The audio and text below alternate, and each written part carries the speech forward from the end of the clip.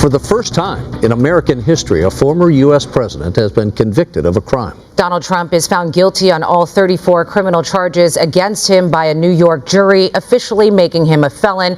The jury deliberated for more than 9 hours before finding the former president guilty of falsifying business records in a scheme to illegally influence the 2016 election. I spent this morning speaking to someone from the Manhattan District Attorney's Office. They're called street fighters.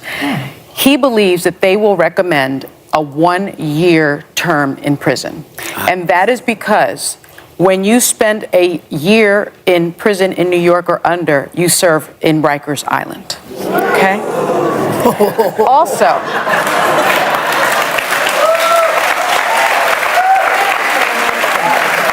I did some research.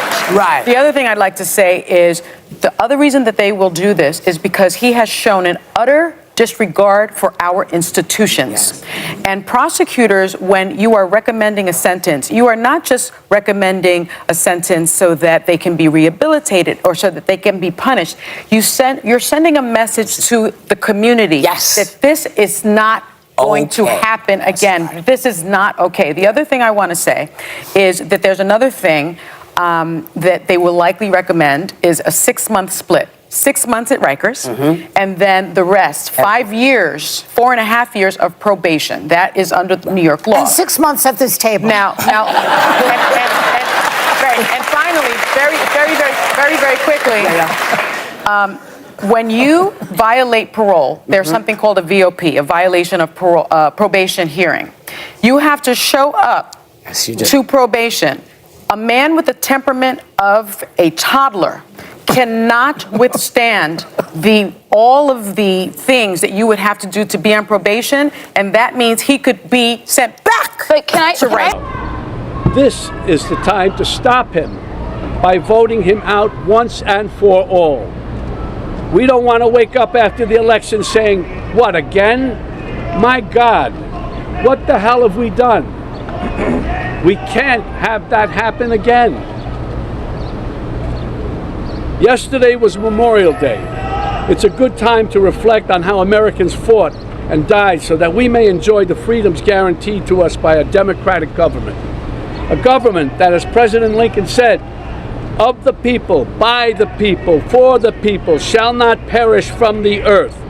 Under Trump, this kind of government will perish from the earth. I don't mean to scare you. No, wait, maybe I do mean to scare you. If Trump returns to the White House, you can kiss these freedoms goodbye that we all take for granted. And elections, forget about it.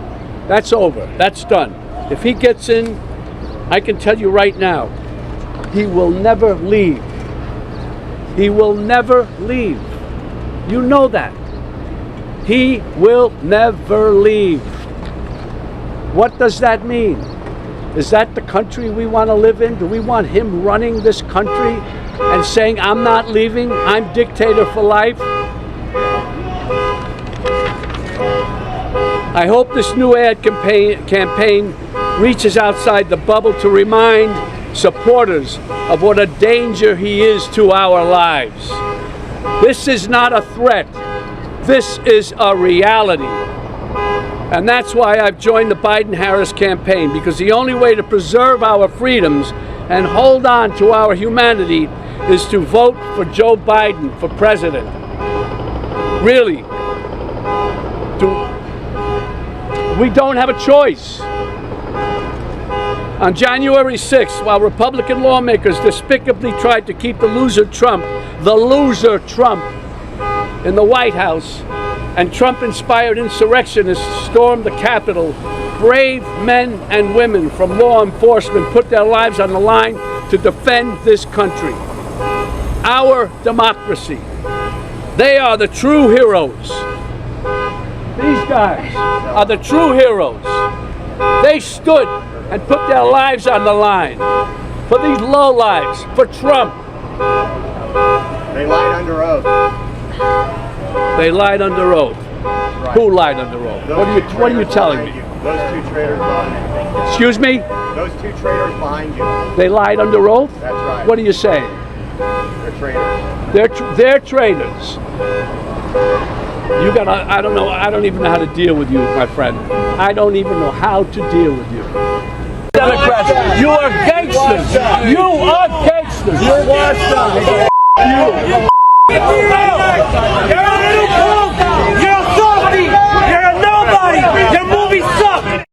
Now you know the Democrats are getting desperate when we see these sort of stunts. And look at these poll numbers. This is what the numbers were at the start of this sham trial. Trump having just a 1% lead. And let's look at where they are today. Biden has dropped dramatically, and those numbers have all gone to Trump. RFK has gone from 3% to 2%. The lead now is 19%. Guess what? That third world banana republic weaponizing of the justice system to try to jail your political opponent has backfired badly. So let's roll out a broken down actor to say some crazy crap in front of the courthouse where you are persecuting the man polls say will be the next president. I mean, who is coming up with this? And look at De Niro there. He's outdoors, it's 2024, and he's got a mask on. But he's been demented for some time. Trump derangement syndrome is real, and I fear there is no cure. Before I begin my remarks, I just want to say a few words about what happened yesterday in New York City. The American principle that no one is above the law was reaffirmed. And it's reckless, it's dangerous, it's irresponsible for anyone to say this was rigged just because they don't like the verdict. Our justice system has endured for nearly 250 years.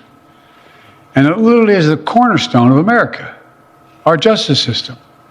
The justice system should be respected, and we should never allow anyone to tear it down. It's as simple as that. That's America.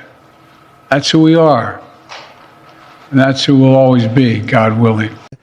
From Africa, from Asia, from the Middle East, and they're coming in from jails and prisons, and they're coming in from mental institutions and insane asylums. They're coming in from all over the world into our country. And we have a president and a group of fascists that don't want to do anything about it, because they could right now, today, he could stop it. But he's not. They're destroying our country. Our country is in very bad shape, and they're very much against me saying these things.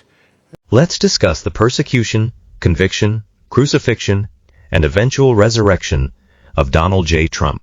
No, I am not comparing Trump to Jesus Christ. My choice of this analogy is to make the leftists angry. I gave up trying to make them think. So, for everyone who can think, let's go. First, whatever you want to say about Trump, he loves our country and refuses to surrender our sovereignty to a global government. That is why the lefty socialists hate him so much. They prefer to vote for the treasonous Barabbas Biden.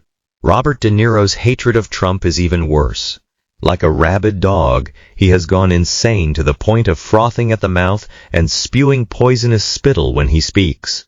Other than rabies, the only other explanation for such visceral hatred of Trump is an incurable psychosis.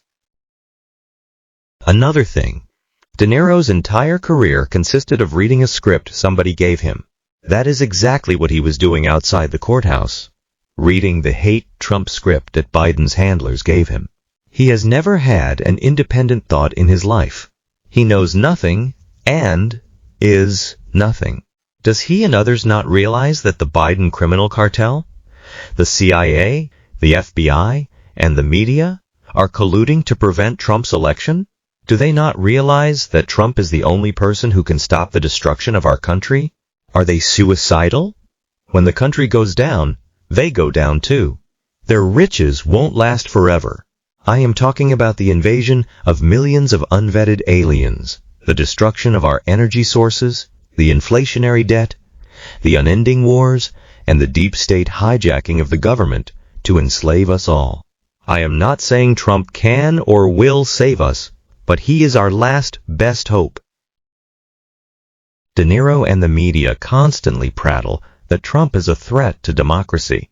But we do not live in a democracy and never have. The founders explicitly rejected democracy for a constitutionally limited republic.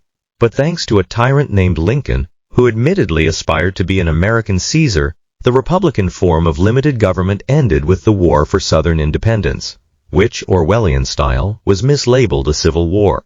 As for Trump's charges, we know they were designed from scratch to interfere in his election. It was legal jujitsu. Proof is all over the internet, so there is no need to rehash it here. However, I must comment on the constipated Trump haters on The View, a program less polished and respectable than Jerry Springer's scummy show. Joy Behar, for example, who allegedly found her, obviously blind, soulmate at a nudist colony, said she wet herself at the good news of Trump's conviction. This political genius and her supporting cast of dunces don't realize that all of us are in jail, an economic jail, due to the Marxist income tax and the Federal Reserve's inflationary scheme. These income-leveling policies were signed into law in 1913 by a one-world president named Woodrow Wilson. These treasonous laws just happened to be two planks from the Communist Manifesto that Karl Marx and Friedrich Engels wrote were necessary to enslave a free people. Everyone knows this, except for those overpaid lackeys on The View. The View's motley crew, which is a more descriptive title for The View, has visions of Trump in a jumpsuit mopping the floors in Rikers Island prison. Those laughing kookaburras hope so, but it won't happen. And even if it did, Trump would still win the election from behind bars. A person named Matthew Lyon did.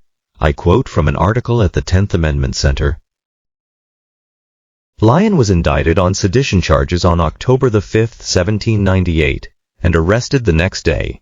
A federal judge fined Lyon $1,000 and sentenced him to 4 months in prison.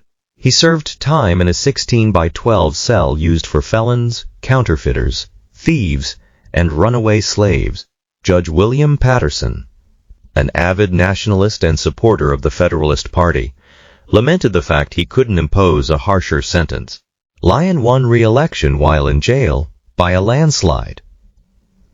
Secondly, all the haters of liberty who look down their nose at Trump don't realize they are also felons.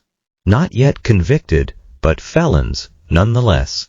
According to attorney Harvey Silverglate, the average person commits 3 felonies a day without even knowing it. His Amazon book titled 3 Felonies a Day explains that the expansion of laws and regulations make it impossible to not be a felon. Lastly, Trump's lawyers failed him.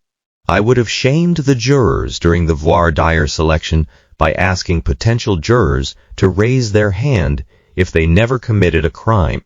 Then I would ask for a show of hands if they never exceeded the speed limit. I would ask for another show of hands if they never cheated even a penny on their taxes. I would ask if they never violated copyright laws. I would ask if they never smoked marijuana or other illegal drugs. I would ask if they never accepted prescription drugs prescribed to someone else, and so on. Anyone who refused to raise their hand is clearly a liar and must be dismissed. And since everyone is guilty of something, I would ask each sanctimonious asshole juror what gives you, a criminal, the moral right to judge another man and send him to prison. I might even go as far as to quote the Bible from Matthew 7:5, where Jesus says, "You hypocrite, first take the log out of your own eye, and then you will see clearly to take the speck out of your brother's eye." Speaking of the crooked justice system, you can learn how to protect yourself and your family from unfounded charges by reading my book, They Left No Crime Uncommitted: How the Government Committed 470 Felonies to Frame 2 Men and Why You May Be Next. Check the link in the description below.